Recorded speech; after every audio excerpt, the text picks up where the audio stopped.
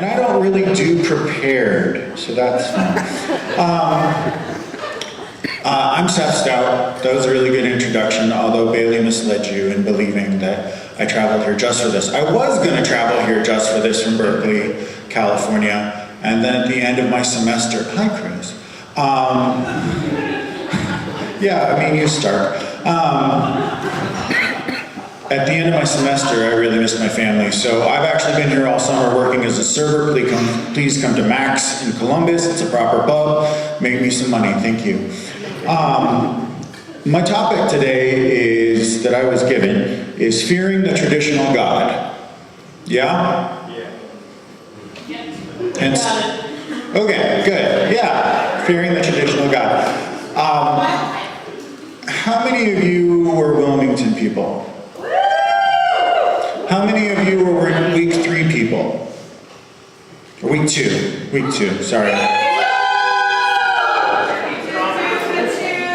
How many of you, in spite of your best efforts, still had to encounter me at midwinters or other retreats?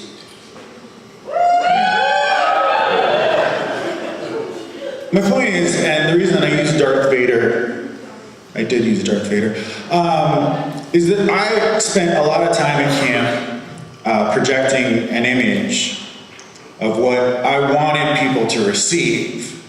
Yeah? I shouted, I crossed my arms, I glared, I glowered. Have any of you had me walk up behind you while you were talking to your friend, while someone was talking up front? Yeah, that's why you're giggling. Yeah, Debbie has as a counselor. I spent a lot of time building that image, but it required building. You understand that, yes? And the truth is that anybody here who's known me more than 5 minutes knows that that's not all that real, correct? I'm not actually that threatening, right? What? Maybe after 10 minutes. Maybe after 10 minutes, depending on your politics. Yeah, I'm not that threatening. I'm not that interested. I'm not that focused. I'm not that smart, quite frankly. Self-deprecation allowed. Yeah, I have the microphone, and as Margaret taught me, you can't do anything about that, Chrissy. Okay, so what I need you to do right now is be in an attitude of wherever you need to be while I pray, okay? God, I have nothing new to say. I never have anything new to say. I am not as clever as I would like to be, or ever as organized as I think I ought to be. But you always have something new to say. I risk looking like a fool all the time because I believe that you have something new to say, something good to say, something that we want to hear. So speak to our hearts and give us hearts that will listen and eyes that will see. Thanks be to you, O God. Amen. So I think the first question that we have to ask if we're going to talk about fearing the traditional God is, who are we talking about? Yeah? All of you have images of, if I say traditional God, do any of you go, oh, I don't know what that is? Oh, anybody? Or do you, what? Keely? What? Pale, stale, and male. All right, pale, stale, and male. That works.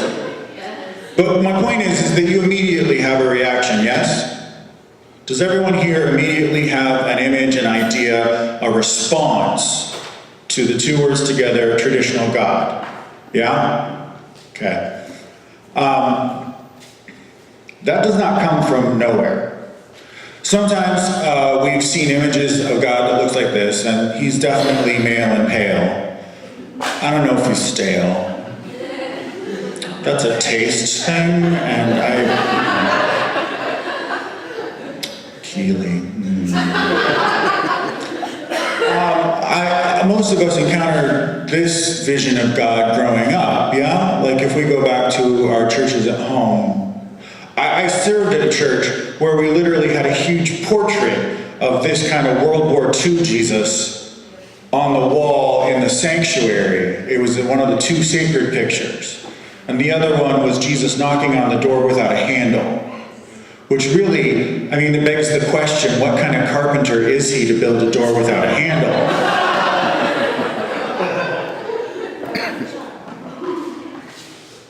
Carpenters. We get this one. We have people challenge us with this whole thing of archaeology and who was Jesus really? I can figure out who Jesus really was if I just dig up the right bones. Yeah? If I find the right cloth where his sweat stained an image of his face, the shroud. I'm not knocking on people who, but I mean, if I dig up bones of people in Israel and I can identify them with carbon dating of being at the same time that we call first century in the first year, yeah? We start looking for this historical Jesus, who's this guy on your left, my right. And then we get all these other visions of God through Jesus. Yeah, I'm not looking at it, I can't remember what language that's in, and I can't read most of that. And then we have this Jesus. For a lot of you, including me, this is the first Jesus we ever met. This is really kind of our first vision of God, yeah? After our parents looking over us in the crib, this is the first version of God, yeah? The one that's on the posters in the Sunday school classroom, the one that shows up in the children's Bible that some relative, well-intentioned relative of ours bought for our parents, and our parents put on the shelf and ignored for most of our childhoods. But we got out one day and we looked at it, yeah? And it's also the same picture. They cut this out and they put it on felt and they stick it on a felt board. Yeah? This is the one I call felt board Jesus. And that's Jane and, what's Jane's brother's name? Dick and Jane. That's Dick and Jane and Jesus. Dick and Jane and Jesus, Dick and Jane and Jesus. And then there's this guy. Like, this guy showed up for me. I had a book of Noah's Ark. It was almost all illustrations, very few words. Did any of you have that book? Children's book. It's all pictures and it's big graphic images of the flood. It kind of leaves out the part where people are suffocating from being drowned in water, but we do see the fires on faraway hills of the people as the rain comes down and they're all going to die and it's their own fault. Yeah? And we sometimes learn about this God who looks a lot like Zeus from Greek mythology, who's got the thunderbolt and is ready to smite.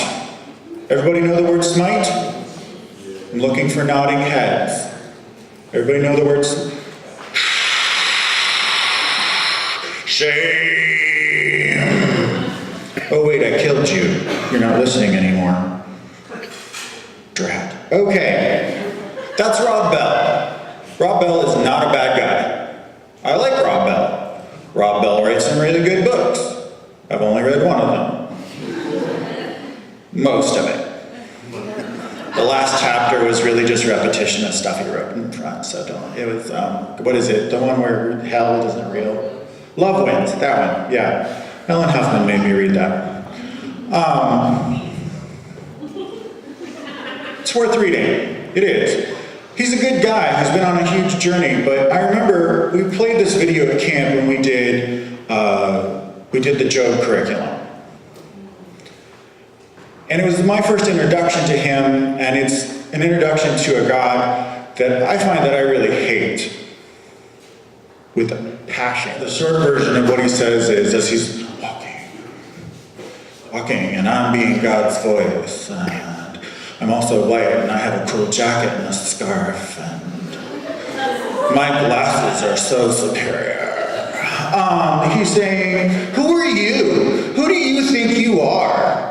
You person who I have allowed to be attacked by a much more powerful being. I gave permission to someone to come lay hands on you, to kill your children, to take away all your property, to turn your wife, your partner in life against you.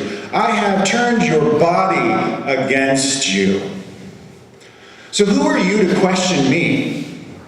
Were you there when I created the waters? Were you there when the fish learned how to talk to each other? Do you know what goes through the little bunny rabbit's mind when it's eating its babies? Do you? Do you know what goes through the mind of the wave as it rushes against the shore? And I watched this and my immediate reaction was, this whole thing sounds like the scene from Precious. Have you guys seen the movie Precious?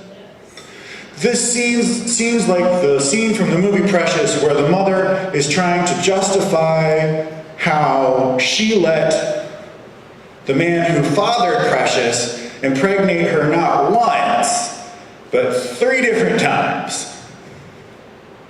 How she justifies that she beat Precious with and including a frying pan and consistently told her she was stupid, she was worthless, she was nothing. A woman who had all the power over a child, yeah?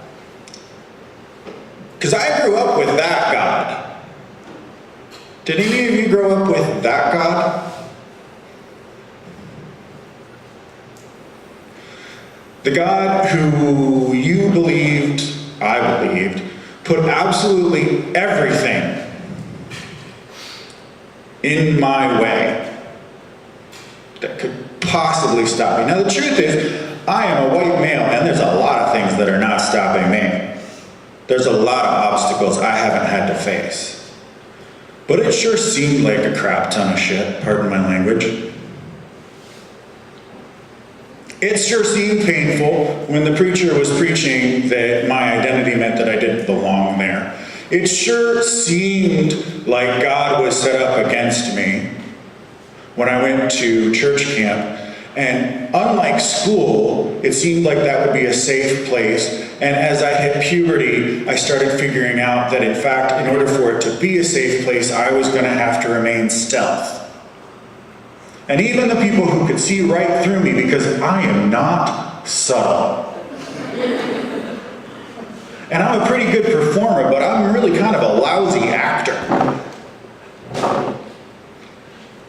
Even those people, I would have to allow them to deny what they saw in order to call them beloved, in order to have them continue to call me beloved.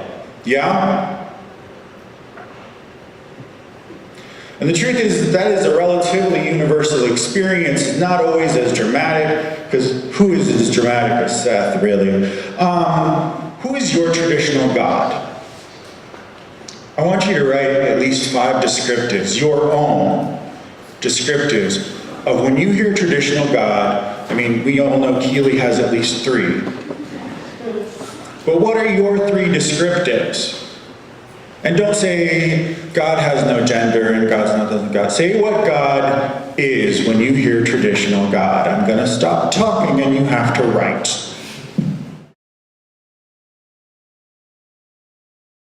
I'm really selfish.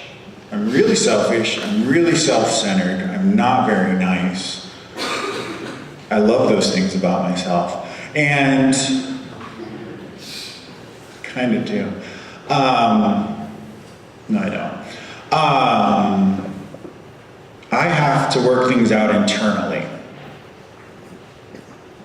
So most of my ministry, most of my preaching is testimonial or is based out of my own experiences with God. You have all of these brilliant, well-read faculty members this week. You really do. You have people who go everywhere and look at everything and they write things down. I'm lucky if I say it out loud. I never read those books. So I need you to do this work. Not only you did some work with yourself, now I need you to talk to each other and start sharing with each other who your traditional God is and where you find the common ground on that. Okay? Because my testimony only does you so much good. Talk to one another. If you're sitting all back by yourselves, unless you're physically at discomfort, come join some other people.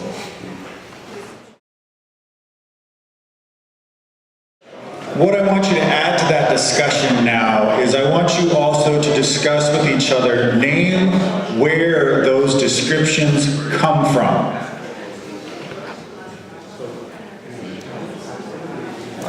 Because you didn't make those all up by yourself. Where did they come from? Trace the roots of where your traditional God characteristics come from. Figure out the who, the where, and the what. Keep those questions, because I didn't give the faculty members a lot to work with for small group. So, who is traditional God?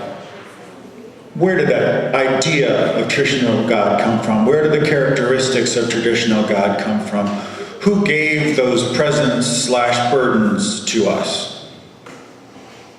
Where did we read them? Where did we see them? What was the picture? Yeah? This is a picture of the Washington Monument with the light taken from behind it. The shape of it, the kind of thing that it is an obelisk. Yeah? Actually, I don't care if you know that word obelisk, I just like it. It is an obelisk.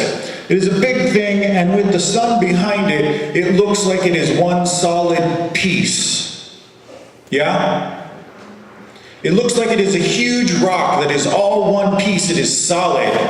It is something that you would not wish to stand against. It is intimidating and it is huge, yes? This is what in anxiety and fear and insecurity over the history of more than 2,000 years now. And before that, thousands of years before, in the Jewish tradition and all these other world religions,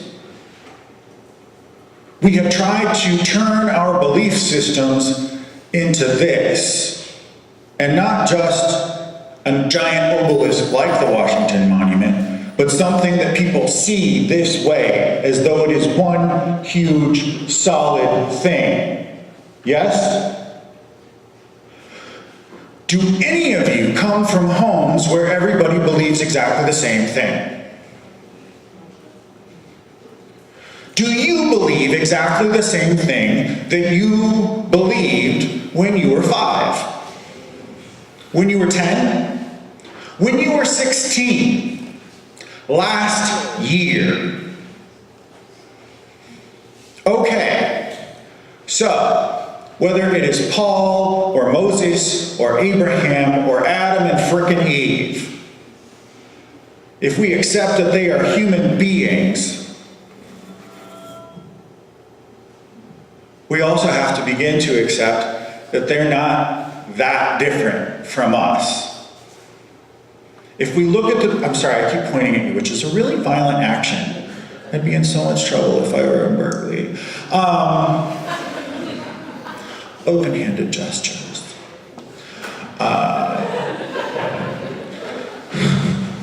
Warm receiving.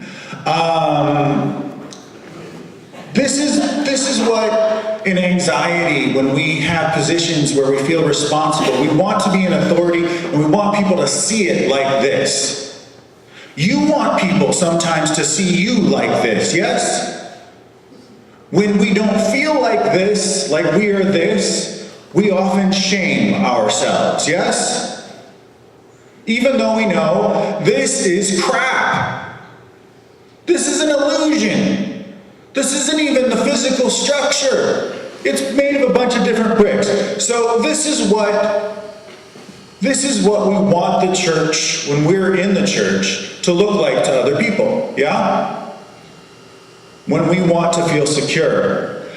In reality, when we actually start, if you go to classes on church history, if you go to classes on theology, and you look at all the different people who have struggled and all the different things that have happened in history, it looks more like that. Never mind. That. That's a Washington monument made of Legos.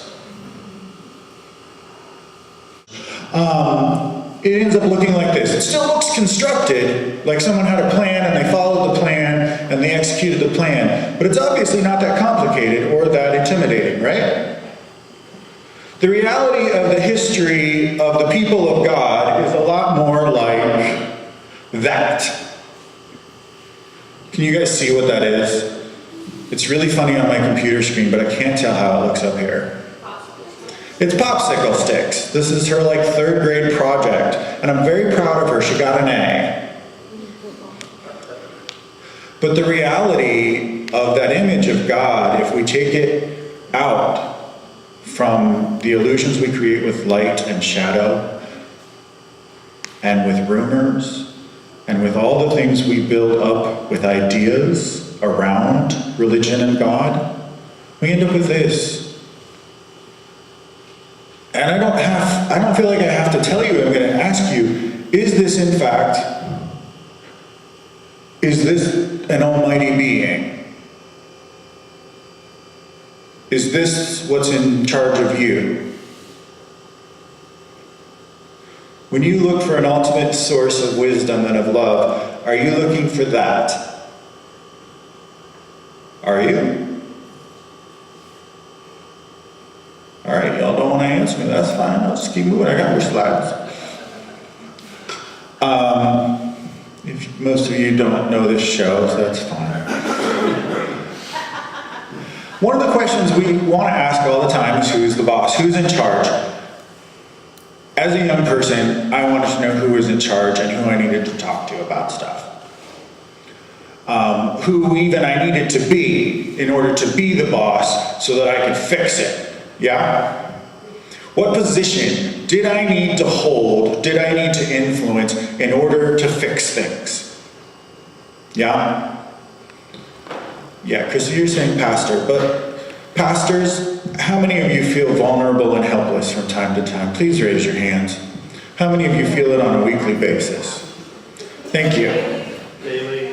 Daily, yeah, hourly. Every minute. And he's a regional minister. His congregation is like over multiple states at this point, isn't it? This is our reality. And so I want you to not ask, because I asked who the boss was, and you know what? That always ended up with some we that I had no control over. Yeah? A we that was too big. If I sit down with David and I can determine some things that he and I think, agree on, intend for the next 10 minutes. Yeah? That's my reality.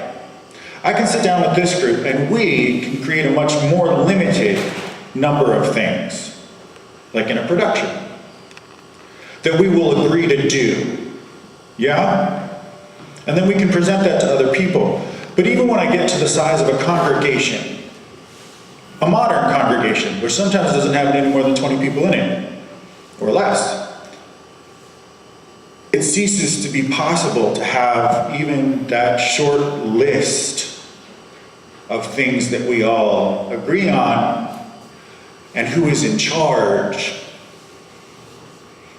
And at the end of the day, it's not about who's the boss of me and of you. It's what's my job. Yeah? This is my truth. This is Seth's truth. What gets me through my worst days, my worst times with God, thank you therapist that gave me this question, is what is my job? What is my task here? And this week, in fact, as I was listening to Audrey's and as I was listening to Terry's keynotes, I started thinking about this scripture. Wow, that doesn't fit on the screen. So you all have smartphones, right? This is the Bible study scripture that we talked about this morning. It's where Jacob wrestles with this being in the night.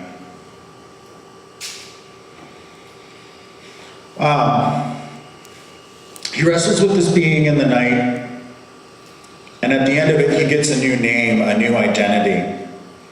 He is told that you will be Israel because you wrestled with God and with human beings. And not only did you do those things, which growing up someone would have called me stupid and blasphemous for doing. I probably made Lauren feel bad about that and COIF. Insecurity, Lauren, I'm sorry.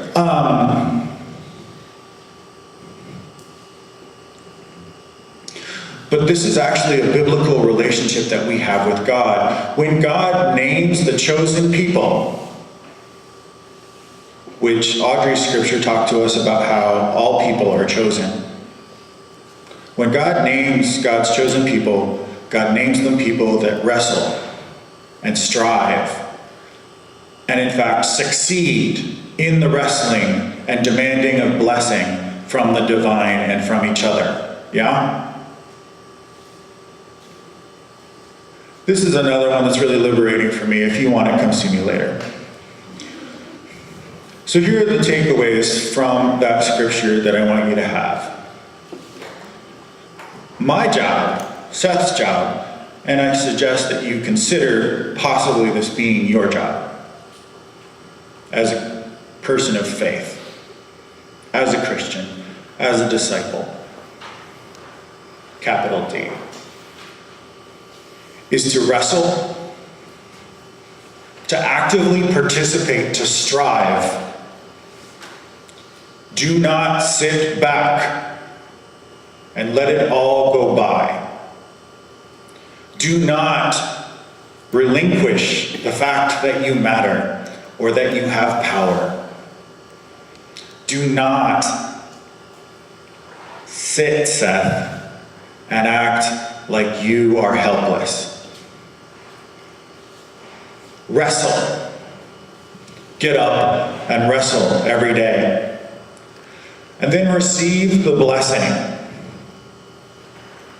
I heard this story a whole new way this year. Someone read it out loud, and I was listening to it, and I went, that's a one-night stand. That is a one-night stand. I have experienced that one-night stand.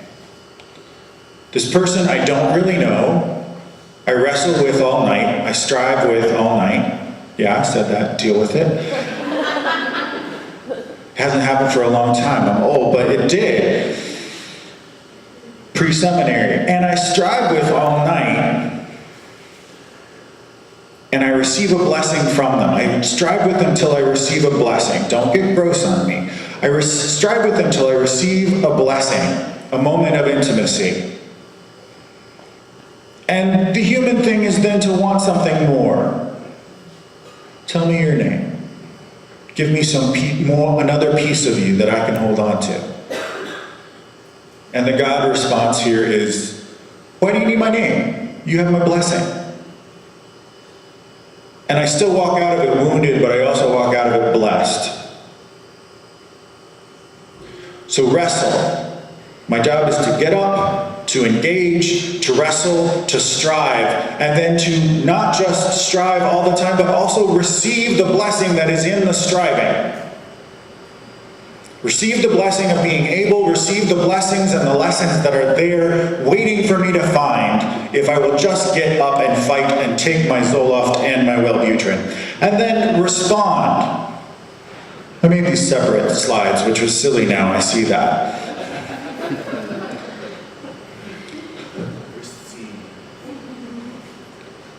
Respond. And if you want to know how to respond, this room is filled with people who have spent their post-college and their college years seeking ways to respond. Ways that awe and amaze me, traveling to other countries, seeking out degrees in public health, looking for ways to help small children who are vulnerable, trying to go across the country with various different organizations explore, or whatever. I mean, like, what you do is less important than you do it. Are you hearing me? The point is not to walk away and to maintain what already exists, okay? I have a real issue with that. And I'm sure someone else will argue with me, and that's fine and great. We're disciples, that's what we do. I'm not interested in you maintaining what exists. I'm not interested in you making sure that as a pastor, you make sure in this next generation, because you're not even the next generation anymore. I'm not interested in you making sure that I have a job tomorrow as a pastor, okay? I'm not interested in making sure I'm not interested in doing that for myself, in making sure that I have a job tomorrow as a pastor. I'm interested in the world being something closer to what we are promised in this Christian scripture. What this dude, Jesus, told us the world is supposed to be like. Yeah? That whole kingdom come will be done thing. It needs to be something more than a prayer that gets said on Sunday, which is not to accuse those people who are tired. Because they are. Those octogenarians who've been praying to God all their lives and have gone through all their pain. But it needs to be more than that. That's what I mean by respond. And I'm going to go a step further. If that takes you someplace else, to another denomination, to another religion, to another way of life that does not adapt to any of those things, the path of Jesus is not always the one that is called Christian. That's terrifying for me, because I will, until I die, not only be a Christian, but a disciple of Christ. It's in my bones. But one of the gifts that I received and I've had to respond to, that I'm trying to respond to right now, is that I can continue to take those gifts that I've received and keep moving forward without having to have the same structures remain around me. I can leave the house that is falling down and take those gifts forward. Yes? Take the child and get out of the burning house. Take your grandparents out of the house. This is metaphorical. I'm not telling you to leave here and go get your grandparents. Take your grandparents out of the house that is crowded and cluttered and full of the crap that they won't get rid of and is falling down around them and has 100-year-old electricity. I had that. Get them out and go with them. Yeah? I don't mean go back and rebuild the Christian church, disciples of Christ. If you want to do that, there are so many places and so many ways to do that. In Columbus alone, if that is where God is calling you, repeat. Wrestle, receive, respond, repeat. And in case you don't know, that's an infinity sign, made popular by the recent Avengers movie. Not that one. I just like it because it's purple. It's an infinity sign. We don't stop doing this. I think Margot touched on this today in Bible study before I had a neurotic episode. We don't stop. You do this, you wrestle in the morning, and somewhere in there you receive, and then you respond, maybe the next day or the next week or the next year. And then you get up and you do it all over again. If I don't do that, I just stay in bed. Sometimes that's an okay choice. What's my job? Follow your own yellow brick road like a boss. For as long as you can, for as much as you can. But whether we talk about Jesus or we talk about Dorothy, we need people with us who can share our journey. We need places to stop. We need magical trees to throw apples at us that we can eat. It's a bad trip, don't do it. You still have needs. You still need, but as a Christian, as a person of faith, wrestle, receive, respond, repeat, and love yourself like a boss. Yeah? I'm going to pray again. You do what you want to.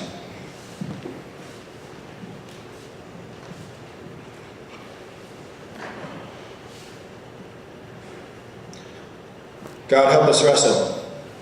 You have named us worthy of wrestling.